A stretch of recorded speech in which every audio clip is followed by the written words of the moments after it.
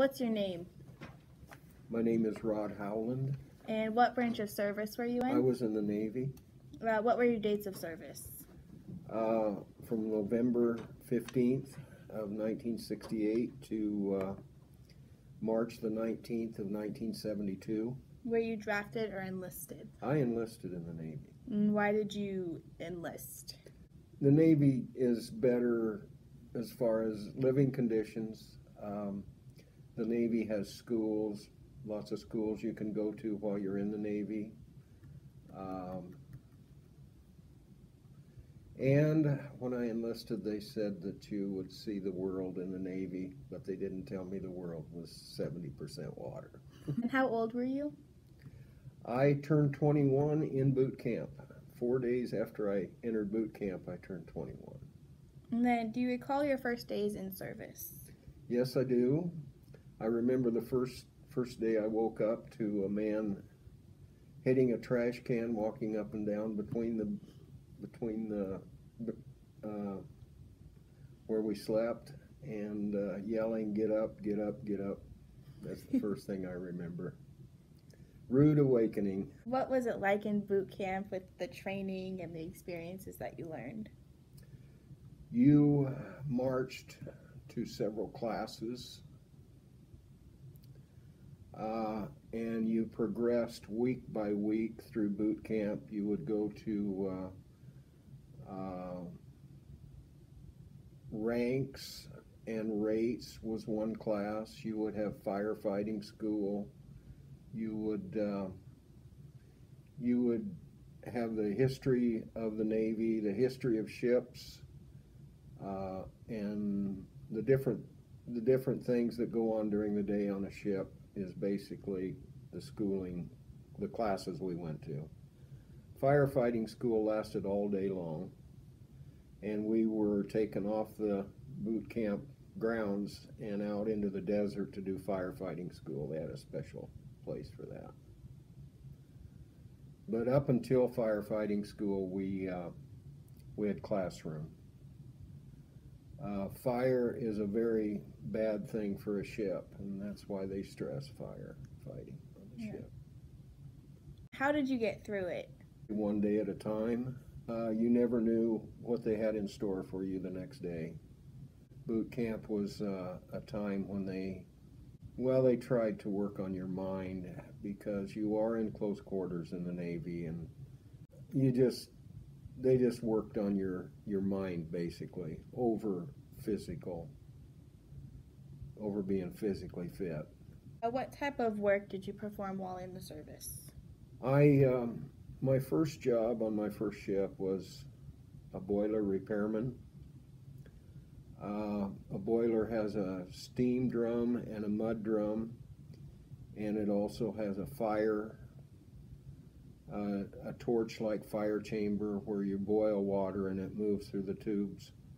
We would get in those steam drums and those mud drums, and we would roll those tubes. Those tubes were not welded into those drums, they were rolled. These boilers were so big you could crawl in them and roll those tubes. There might be over 1,000 tubes in a steam and mud drum, and you would have to roll both ends to conform so no steam would get out of the mud drum or steam drum. Then I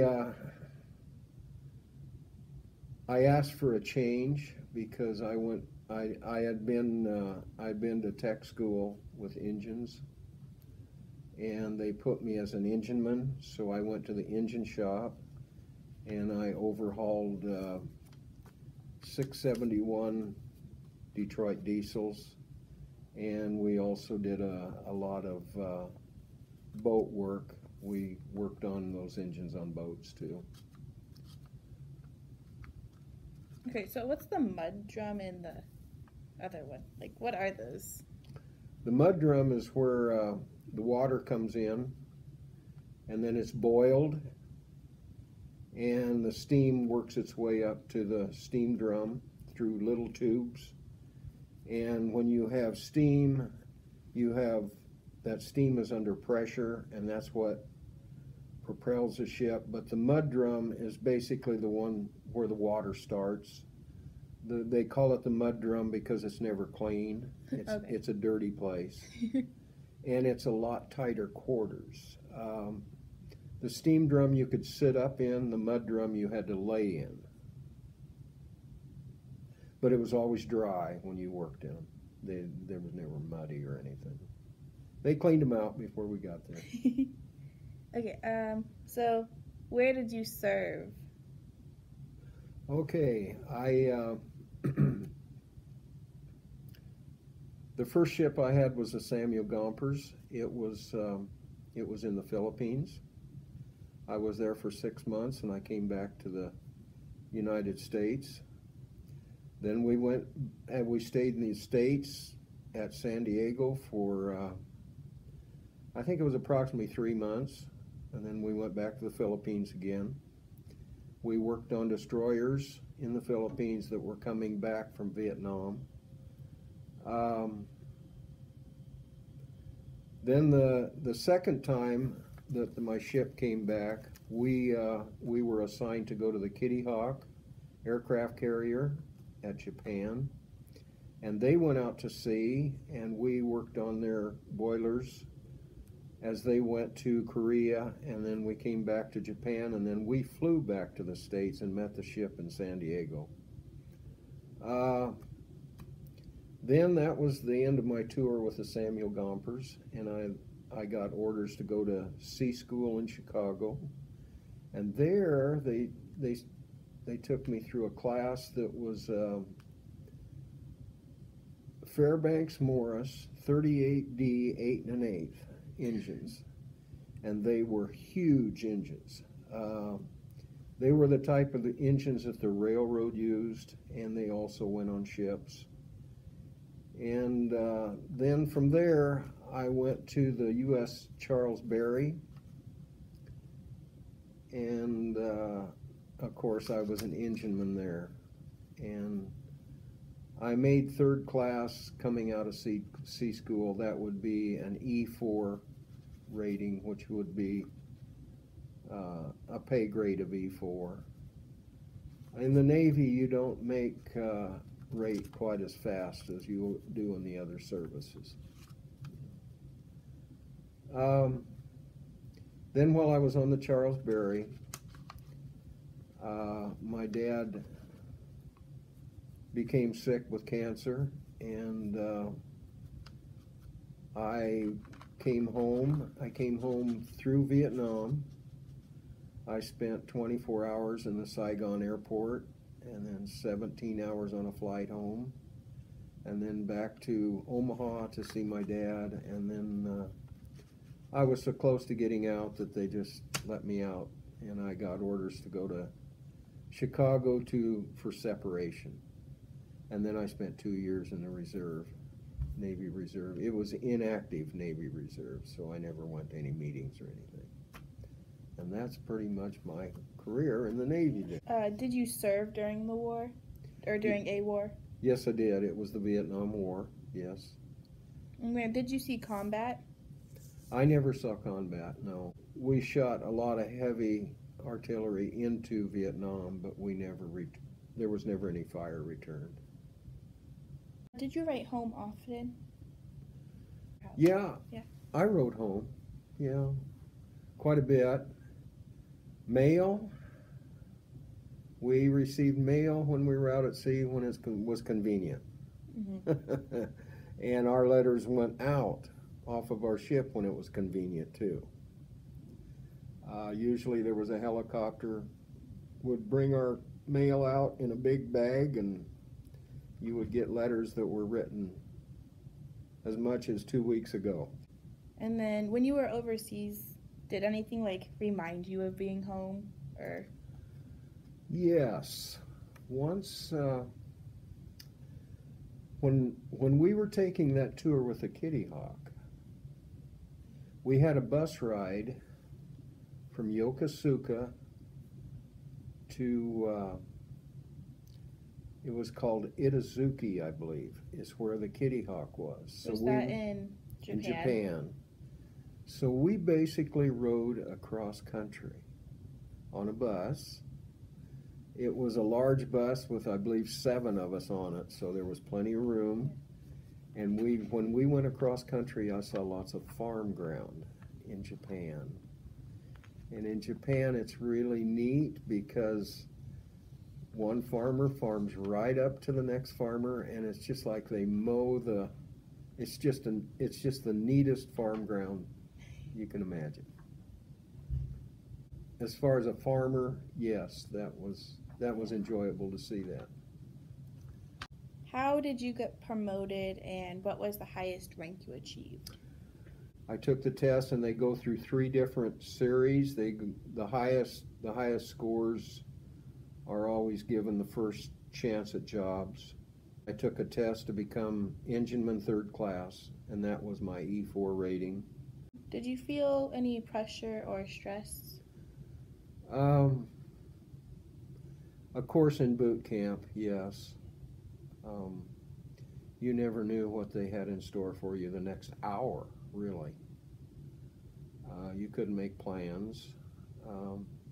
I felt the stress of being correct all the time because that's what they stressed, was be perfect, strive to be perfect. And then once on one of the ships I was on, the Russians pulled a submarine underneath us, so we immediately stopped in the water, but that was because we were sailing with the Russians then. We had no other American ships around us, and they wanted to slow us down and stop us so the rest of their ships could take off and leave, and they did. They stopped us. How did people entertain themselves? Oh, we had cards. When we would get in port, we had what they called chaplains tours. They always had a tour set up. We did play some basketball on the fantail. When we were in port in Hawaii, we played football.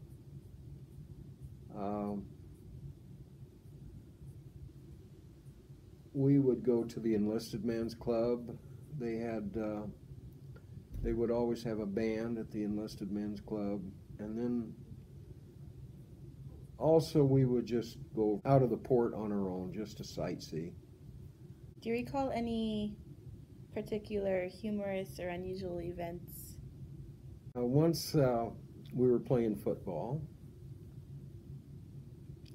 and I enjoyed my football career in high school. But we had a commander that was playing with us. And we had an end run, and I run around the end to lead our runner, and I threw a block into my commander.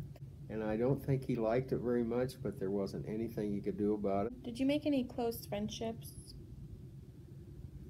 Yes. I made a lot of close friendships. I haven't kept in touch with those guys, but yes, I did. One fellow lived in San Diego with his family, and I wrecked his family car, backed out in front of somebody, but he forgave me, and we got his car fixed up. That's a close relationship there. Yeah. That's friendship there. And we spoke to each other even when I left the ship. Yep. When the last day I left the ship, we were still speaking. Yep, we enjoyed each other. What did you do in the days and the weeks after your service ended? My dad passed away, so I helped my mother on the farm that summer.